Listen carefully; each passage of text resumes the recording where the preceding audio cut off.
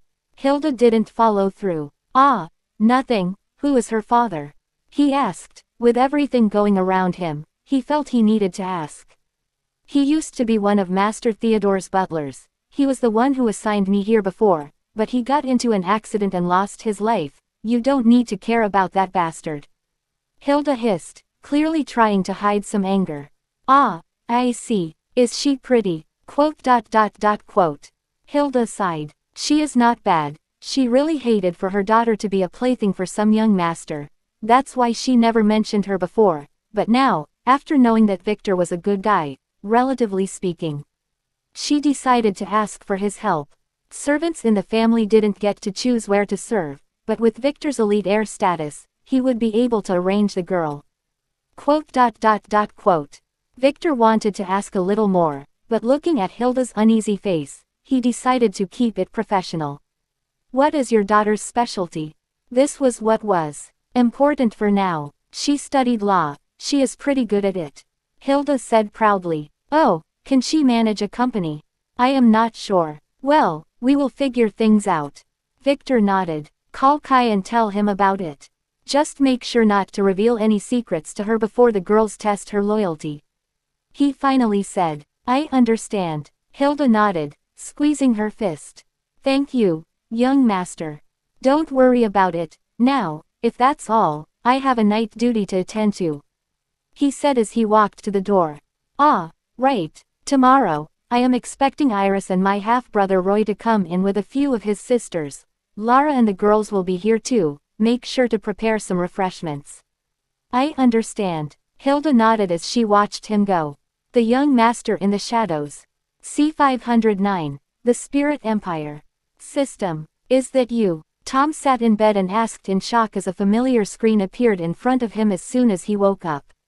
WHOLs. The whimsical system is back. Upgrade complete. Right, you were doing an upgrade. What can you do now? Tom sat up, tied his long flowing hair into a ponytail, and asked immediately. 5 new features. A new mission system that will guide you to greatness. Due to the system's whimsical nature, they can be very random. The system store had been greatly expanded with all kinds of skill books, weapons, and extra goodies. Due to the system's whimsical nature, it might choose not to sell. Emergency escape can now let you teleport away in case of emergency. Due to the system's nature, you can't set the whimsical destination. 1-year cooldown. Can use order points for payments instead of system coins. Conversion rate is up to the whimsical system's mood. Can buy status points and authority points in flash sales that happen after a mission is over. Oh, cool. So, can you take me away from this place? Tom asked in a hurry. AFFERMATIVE. Preparing for teleportation. 9, 8, 7, 6. Stop. I don't want to leave yet. Tom quickly screamed. Young lady, is there a problem? The maid, sleeping with Nova, to warm her bed, poked her head from under the sheets and asked with a frown. No, you can go back to sleep. I just had a nightmare. Tom quickly placated her as he eyed the system screen. Teleportation cancelled. For invoking the system function and cancelling, a 3month cooldown would be analyzed. The system is not a game. Shit, you wanna go to the restroom? The maid asked. Ah, no, just want to get some fresh air. You go back to sleep.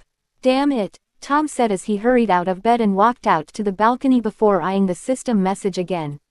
Please don't curse. This system does not condone profanity. Okay, duh. Ah, what happened with Nova? Didn't you say she was coming here? He quickly asked. Didn't you promise to help her get here? 10 coins needed. You were being billed extra because of your foul language. Tom looked at his coins indicator. He had 39 left, so he could use those. I accept, he said. He forgot how mean the system could be sometimes. Nova von Astrum. Analyzing. Checking the Akashic records. After escaping her home, she was kidnapped by an evil organization that imprisoned her to extract her bloodline. 1 week ago she escaped and is heading to the heavenly sect with 3 of her friends. Warning: another system owner was detected among her friends. This is the reason the system failed to analyze her situation before. Oh, what? Another system owner? Am I not the only one? Of course not. This world has many chosen. Some will be friendly to you, others will come after your life. Different systems have different personalities. Our relationship with the host is a SYMBYONIC one. If you perish, we will too, so our goals are to make you the greatest. Oh, Tom nodded. After taking his time to think about this system, he figured as much. Where do systems come from? This question is like asking your parents where babies come from. Do you want the truth or a lie? The truth, Tom quickly said. When you grow up, you will naturally figure it out. Damn it, the system was playing him. It clearly didn't want to answer. What can you tell me about the system user with Nova? Tom asked. Error. System can only analyze other system owners when they are near you.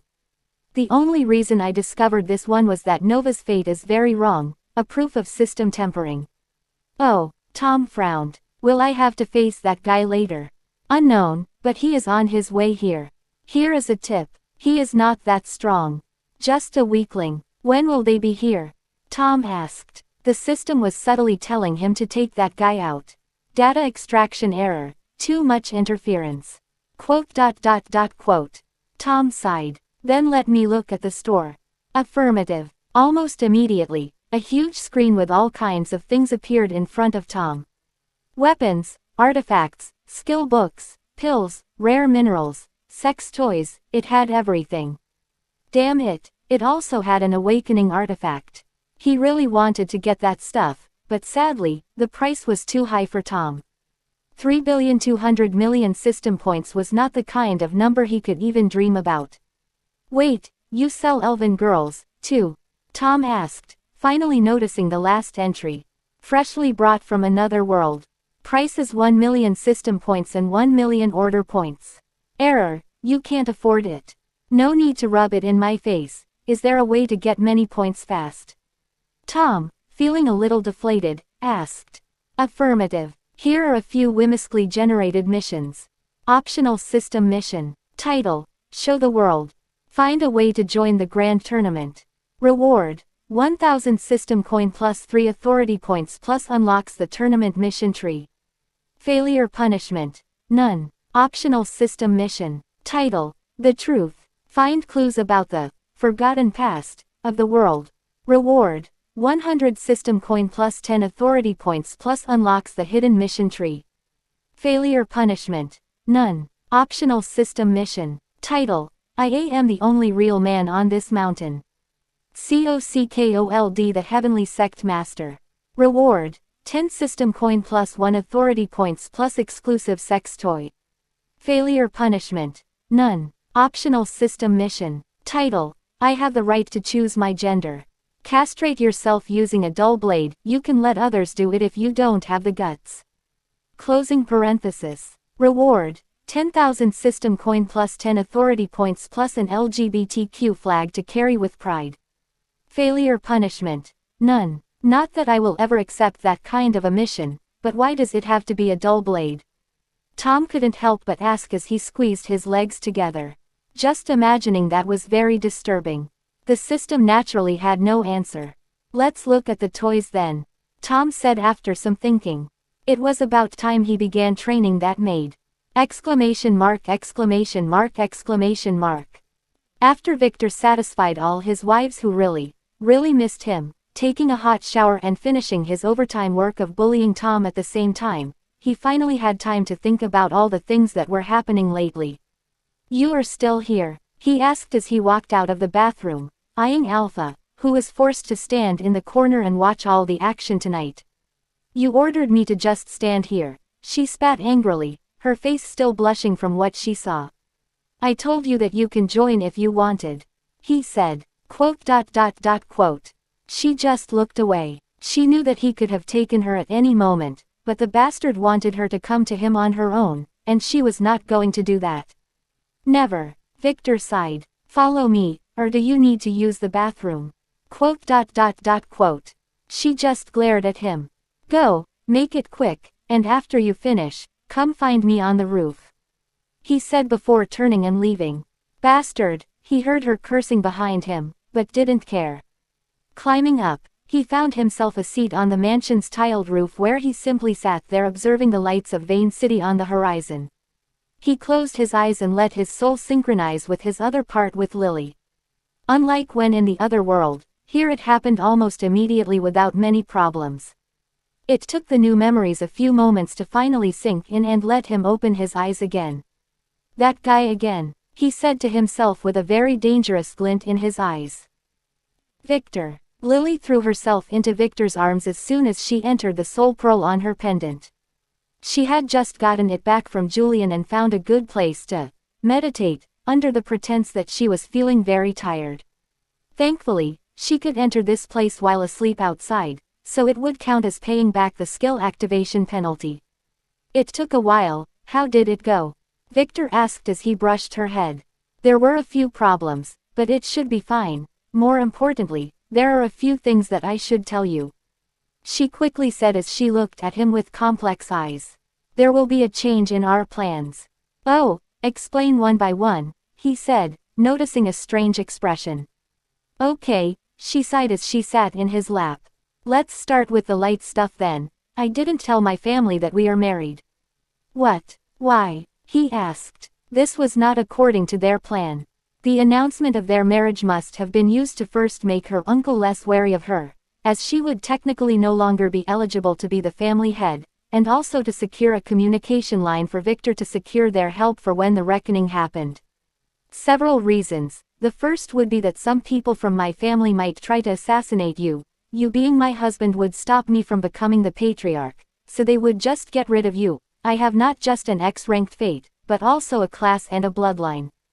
Oh, Victor nodded. When they first made up this plan, Lily's bloodline had not been awakened yet, so she got a point. Is this the only reason? There is something else, but I will explain it when I get to that point.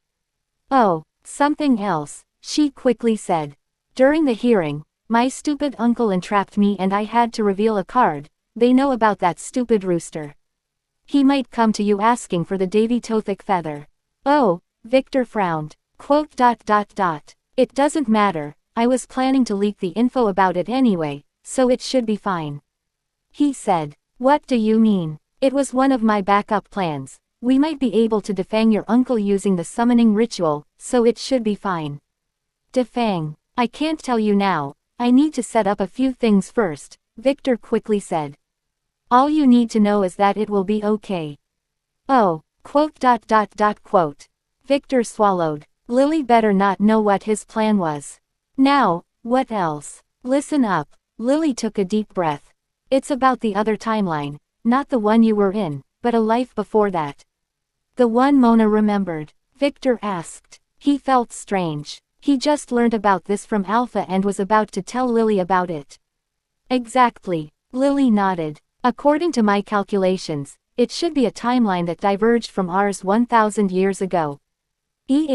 How did you learn that? In the cleansing ritual, I have regained memories from it, too. Lily confessed. Memories the same as Mona. What? Really? Victor asked in surprise. Is it because of your class? The tale has been taken. Without authorization, if you see it on Amazon, report the incident. Kinda, but not entirely, Lily said. Let me explain things from the start. She said, taking a deep breath. Okay, Victor quickly nodded. He didn't expect this, but Lily might hold the final piece of the puzzle he needed to figure out the real situation in this world.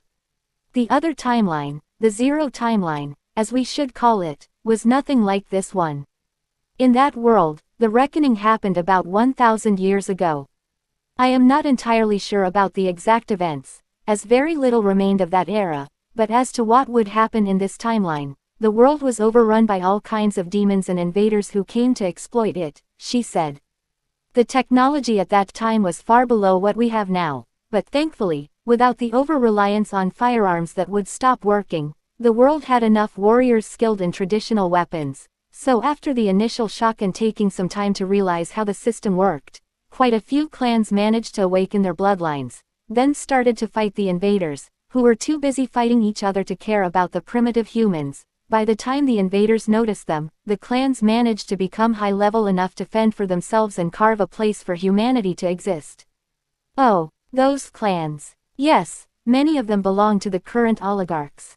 Lily nodded. Where were they originally in this world? Did they come from somewhere else or were they created by someone? He asked with a frown. According to Alpha, the Spirit Empress gave them their bloodlines, but this might as well be a scam. That woman might have used the system to awaken the bloodlines and made it appear that she gave them those bloodlines as a kind of scam.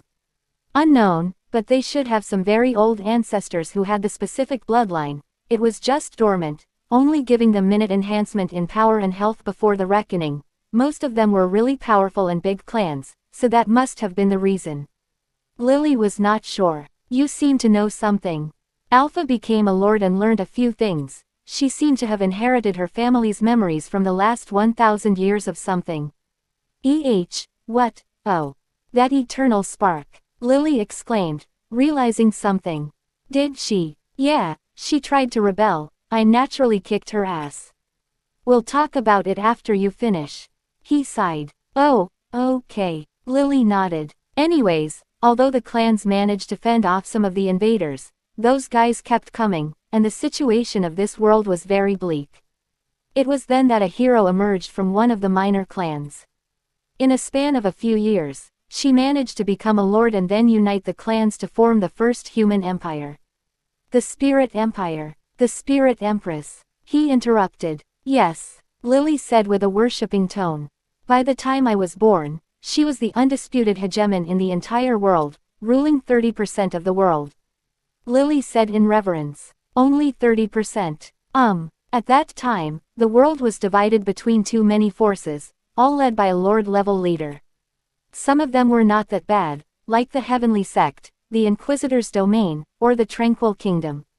Others were kinda bad if you didn't have the right constitution, like the Fire Domain and the Void Mountain, while others were very dangerous or partially uninhabitable, like the Cursed Elven Empire, the Corrupted Lands, and the Demonic Domain. Places like Vane City that you live in have long been lost.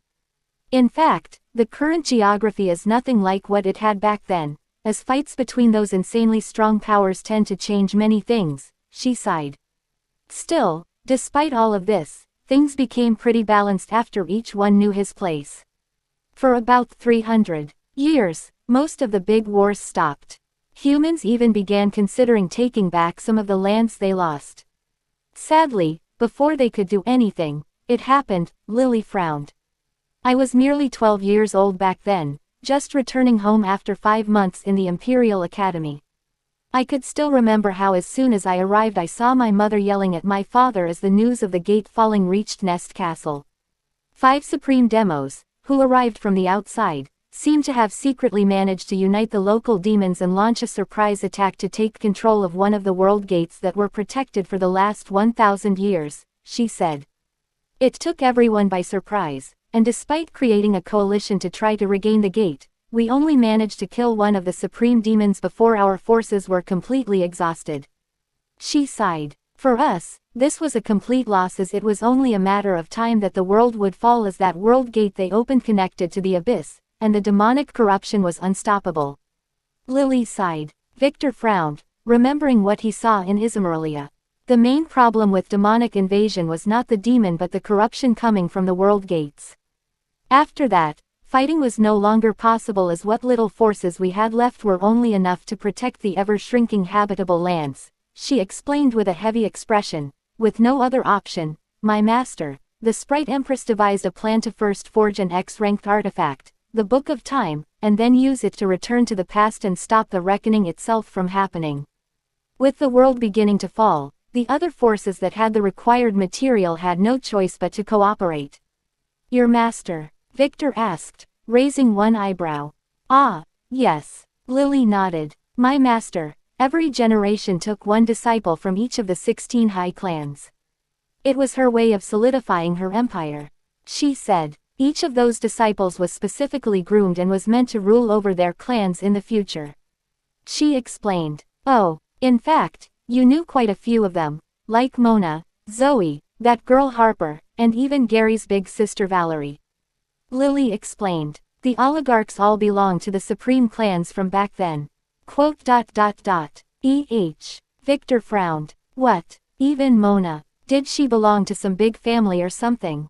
Her clan was one of the weakest as they didn't have a bloodline, but they seemed to have some affinity with the sword. My master called it a sword concept. They always managed to secure themselves a good place in the clan's ranking tournament. Lily explained. I suspect that they might not have survived as a unified clan like the others. Many didn't, but the disciples should be out there somewhere. What makes you so sure? Victor asked. The other time loop, according to you, should have begun 1,000 years ago. How can all of those people be born again? Just a tiny accident would have caused a butterfly effect, and those people would not be here. He analyzed. If any of those ancestors were to have an accident, failing to reproduce or even delaying their weddings, they wouldn't have been born. Even one of them getting born again and having the same name was an absurd coincidence.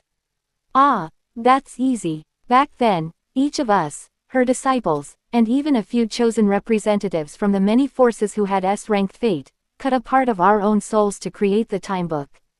It made the time book stronger, and this way, our fates would integrate into the timeline itself after we return. Whenever that time book was used, we are guaranteed to be born again, so all the incidents that might diverge from that fate would be stopped by the world's will.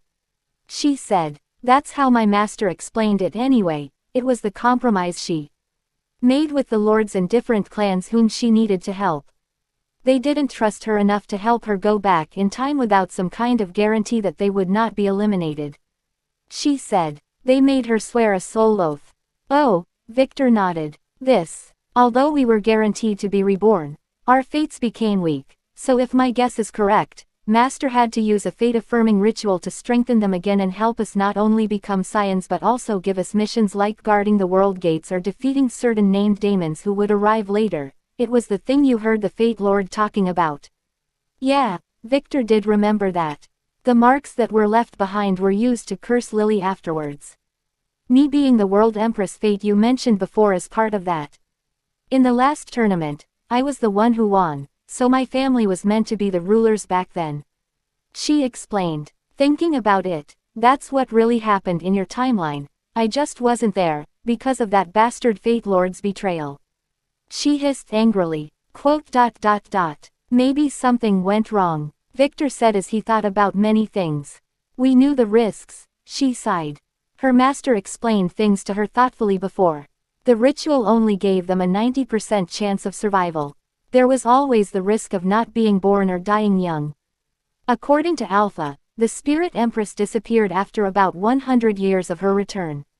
My master is still around. I know it, I just don't know her plan. Lily told the truth. After stopping the system from fully integrating the world, she had a lot of time on her hands, so I am sure she was back to doing experiments on Sparks. I feel strange that even after the reckoning, she didn't appear. She must have some big plans, though. Lily said. I bet those guys might even be acting on her plan without knowing it. She might even be hiding and waiting for the demons to make their move. Oh, I bet she left something for us in the Jade Dungeon. There might even be a trap there for the demons. She said. We should make sure to go there. I already secured my family's approval to be there. I am not sure what we will find there, but there would definitely be a clue about Master's plan. Noted. He nodded. I bet Master would definitely like you if you get to meet her. Lily said with excitement. Oh, should I be flattered? Victor asked. Kinda. Very few guys did. Even the royal guards, like your good friend Tom, that idiot Oliver, and Sebastian, only got a meh expression from her. Those guys were in that timeline, too. Victor felt a little annoyed. Yeah, Lily nodded. Tom even had a crush on Mona and her sisters back then. Being also from a family that lacked a bloodline, he thought he could marry them. Mona was so against him and his perverted fantasies that she even threatened to castrate him if he tried to approach her sisters. But after he risked his life and entered the demonic domains to save the twins after they got captured, she agreed to let them marry.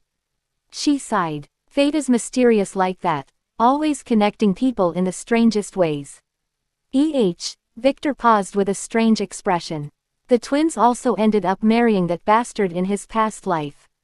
Damn it. Then, I have a few questions, he quickly said, changing the uncomfortable subject while deciding to bully Tom more in the future. He should amp up the rewards for that castration-optional mission. You want to ask if you, meeting many of my master's disciples and even Tom, had something with you in the other timeline? Lily asked. Yeah, you made me wonder what kind of a guy the first was there. In the other timeline, you didn't exist. She quickly interrupted with a sigh. What? Back then, the entire Von Weiss family was destroyed by a demonic attack about 60 years before I was born. Only Zoe's grandmother managed to escape because she ran away from home with some guy a year prior. Lily explained. Then, he was taken aback. If I have to guess, the reason all of those guys are flocking around you is because of the crow mark one placed on you. We share our fates, remember? She said, brushing Victor's shoulder. As they were now in soul form, her crow footmark was visible on his collarbone. Oh, he frowned. So, in the other timeline, you had a different husband, he couldn't help but ask. Due to an accident in my youth, I hated all men, like Alpha does now. Lily said, hesitating. In fact, my hobby of cutting up men must be the effect of my other life on this one. Oh, Victor realized something. Lily went rabid. She became more independent and no longer very subservient to him right after her bloodline awakened. At first, he thought this was the effect of her life as a crow in the other timeline, but thinking about it, her memories might have started to awaken back then, maybe just in her subconscious at first. I wonder if things would have been different if you had been there, though, she continued to ponder, unaware of his thoughts, turning to look at his handsome face. But I digress, this relates to the reason I couldn't tell anyone that we are married, she hesitated again. What? I had a fiancé. What? Victor almost jumped. And didn't you just say that you were not married? It's not that I want him or anything, in fact, I never even liked him, as he was just a political marriage candidate, and I never intended to let him touch me. But that guy is very dangerous, and if he were to regain his memories, he would definitely kill you. Victor frowned. You mean he should also be here? He asked. Of course, he was my master's favorite disciple. Some guys even suspect that he might be her illegitimate son if not for her directly denying it. She told the truth. She was the one who arranged the engagement, and I couldn't refuse, not with my mother rooting for him. Victor squinted his eyes. Spirit Lord's name was just moved to the naughty list. Do I know him? Yes, kinda. You never met him, but I did, Lily said nervously. You mean in this timeline? Victor asked very coldly. Aha. Who? Victor asked, deciding to use his Akashic Scholar skill to fish him out as soon as the cooldown period was over. Then that guy was so dead. His name is Malcolm. Malcolm. Where did I hear that name before? He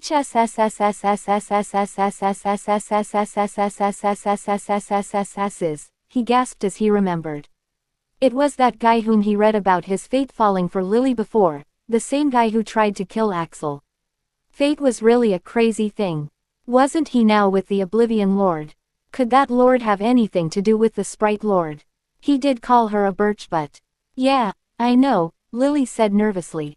His class was called Myriad Magician. Not sure what it does. His bloodline is also unknown. My master kept his file a top secret.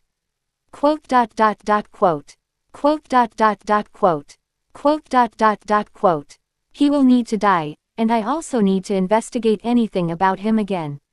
He told her flatly. I agree, just make sure it has nothing to do with you. She warned.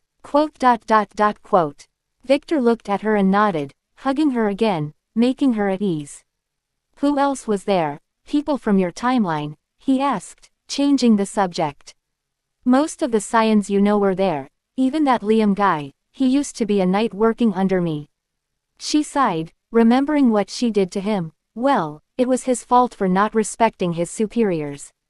What about Alpha? Alpha, Louise von Richter. I never met her. But I did hear her name in some reports. She was not a part of the ritual, so my guess is that she is the same as how the twins got born due to Mona's fate, and must have been born again due to her connection with Kuhl. That girl was von Richter's chosen. Since Louise is here, she must also be out there somewhere. Kuhl. Victor couldn't help but think of a certain girl called Ku. Yeah, that's her nickname. Kura von Richter. Despite not being pure-blooded von Richter, she managed to outshine all the other heirs and impress my master, becoming one of her disciples. I had to face her in the tournament, and if not, my class being the total nemesis of her blood martial arts, I would have had a hard time. She reminisced. Oh, Victor nodded. I think I met her. What? In my family's minds, she had a really bad destiny, very similar to yours. Probably it had something to do with the Fate Lord, Victor sighed. She should be with Zoe now, he said, confirming what Lily said.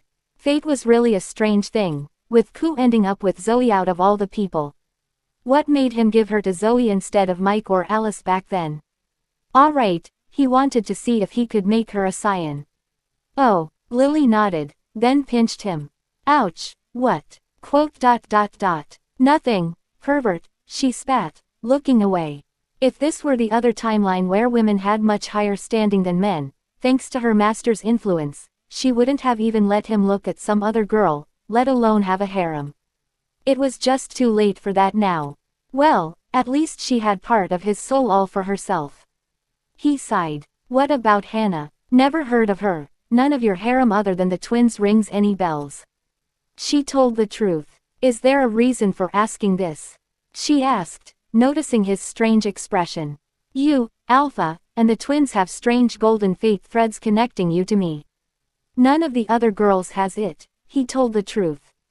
This might have something to do with the other timeline, maybe your connection to me or something to do with you using the Book of Time to travel. She dismissed him. Fate things are not my area of expertise. Oh, he nodded. Maybe she was correct. In fact, you using that time book is kinda amazing. After my master returned it, it should have been totally exhausted even after 1,000 years, Lily said, thinking about how he managed to travel. Now that she knew how it worked, his method of using other worlds' rules to make the jump was kinda ingenious.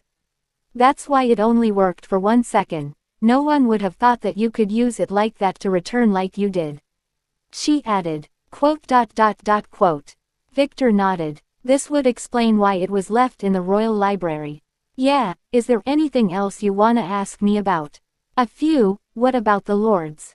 As I said, they each controlled their own region. There should have been quite a few throughout the 1,000 years, but in my time, there were only a handful left. Let's see. First, the Blood and the Fate Lord who worked for the Master. The Fire Lord, a woman. The Void Lord, also a woman. The Poison Lord, a very hateful guy who helped demons. The White Tree Lord, a perverted old man. She paused as if to remember. There was also that stupid Eternal Lord who liked my master a lot but kept getting rejected. And finally, there is the Ice Lord, who usually remains secluded in the north. There might be other hidden ones, but that possibility is very small. What about Oblivion Lord? Nope, never heard of him. Light Lord? He asked with a dangerous glint in his eyes. The same, he didn't exist then. She shook her head again. I see, he sighed. What about the demons then? There were many, but none of the ones you met after the reckoning. The rules my master set must have kept most of the strong ones away, or they might not have shown themselves yet by the time you returned to the past. She said. I suspect Caspian might be one of them, though, but without his real body and being only a soul, it is hard to tell. Oh, he nodded. Right, what about the demonesses who worked for him? He asked after thinking about something. Nova is the only one I met.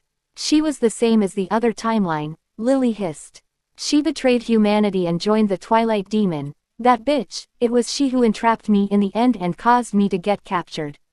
Lily finally said. What? Captured? Victor frowned, noticing Lily's soul body suddenly went freezing cold.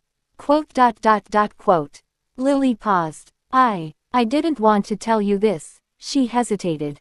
Whatever, you must know this. I didn't live long enough to see my master go back in time.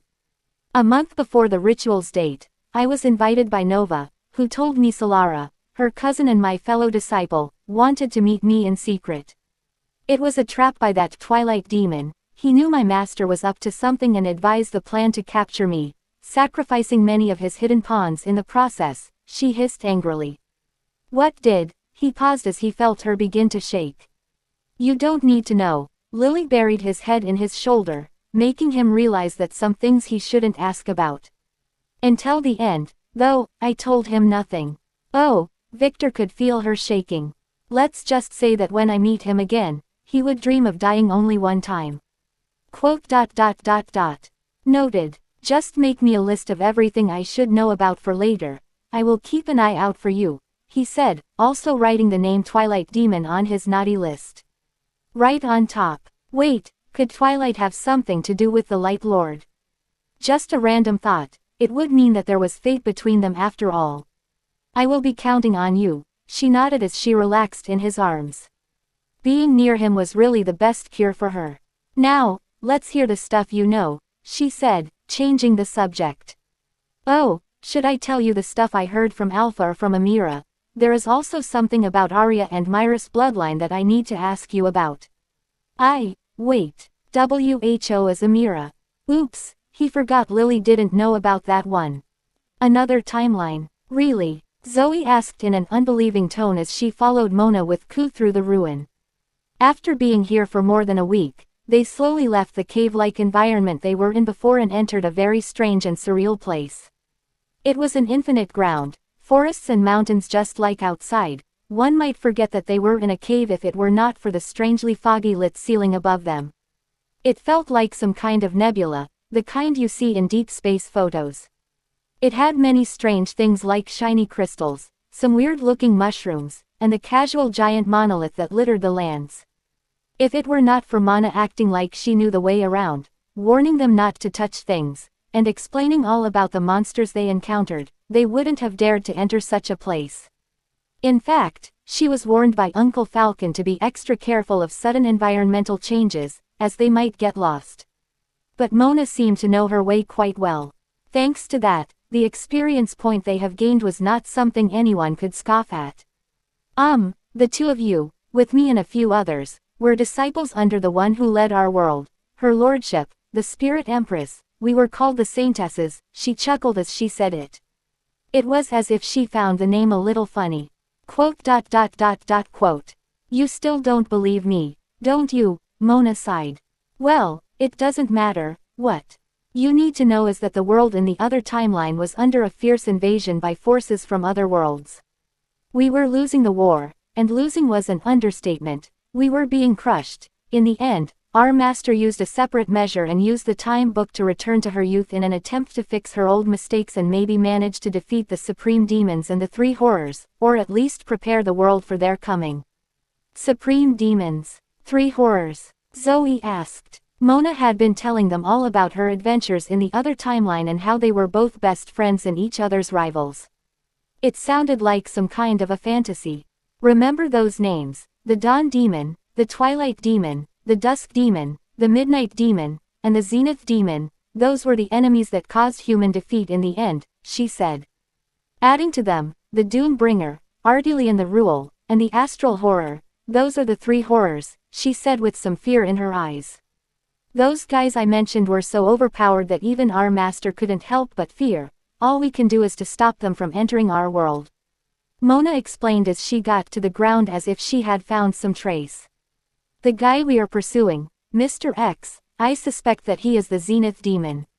If he were in his demon form, I would have run away long ago, but now that he is in a human form, we can beat him up. We just have to get him before he manages to return to the abyss. We can't waste this chance. Quote. Zoe looked at Ku. Quote. The latter just shrugged. She had no opinion as long as she became stronger and returned to her young master's side. This was all that mattered. Though, it would be really cool if she were some kind of a noble saintess or something. She might even be able to marry her young master for real. No, she couldn't even dream of that. Is there a way to retrieve our memories from that other timeline? Zoe suddenly asked as Mona set their destination again. It was not that she didn't believe her, but her story was just too absurd. Yes, Master left away. Mona said. It is called the Jade Tower, a trial place hidden in it, ways to return our memories. The one we have to win the tournament to enter. Zoe, who had heard Anne speak about the tournament before, asked. She was one of the Von Weiss candidates after all. Is that kind of thing? Mona paused. Yeah, the tournament will start in a week, so I think we should start heading back, Zoe said as if remembering something. No need to worry, Mona said. For us, going in will be very easy. In fact, our invitation cards will find us on their own. She said nonchalantly. More importantly, I think I found our target, she said, pointing toward a small, perfectly normal hill a few miles away. There? Zoe asked with a frown. Yeah, it's a stronghold. A well-hidden one, but it can't fool my eyes. She hissed, hiding the fact that she had raided this same stronghold in her past life and knew everything about it. So should we prepare? No need to. We can't give that sneaky bastard a chance to escape as we are very close to the abyssal fracture. Let's go kill some demons. Mona replied with a fanatic smile as she drew out her sword and walked toward her target. Had breakfast yet? Margaret asked as she walked into the living room in the morning and noticed how Victor sat there on the couch watching a turned-off TV with Alpha who stood behind him. That girl had been clearly forced to accompany him, brooding all night. No, I decided to eat later when the girls wake up, he said absent-mindedly. You seem troubled. Yeah, just got some new info from Lily, and it's a mess, he said. She seemed to have regained her memories from the other timeline. Ho, the same as Mona. Yeah, he said, making Alpha, who was hearing this for the first time, gasp. He ignored her. She used to be some big shot. What a mess. Margaret quickly sat beside him. She lay down, then lay her head on his lap. Yeah, all our old plans might not be sufficient, and the enemies are too many to count, and too scheming to guard against. He summarized it for her, ignoring Alpha, who stood behind him, and she wasn't any help. Who are those enemies? She asked. Some time-traveling bitch empress who seems to be controlling everything behind the scenes and her name can't be mentioned, he said. Adding to that, there are the Lords, Fate, Blood, Poison, and Oblivion, the Dark Chamber, the Heavenly Sect, mainly Caspian and his gang, the Player Council in general and the Oligarchs, who each have a hidden agenda, especially the Von Sway family, and then there are the demons, both known and unknown. Victor said. She also mentioned something about the 3 horrors or something like that.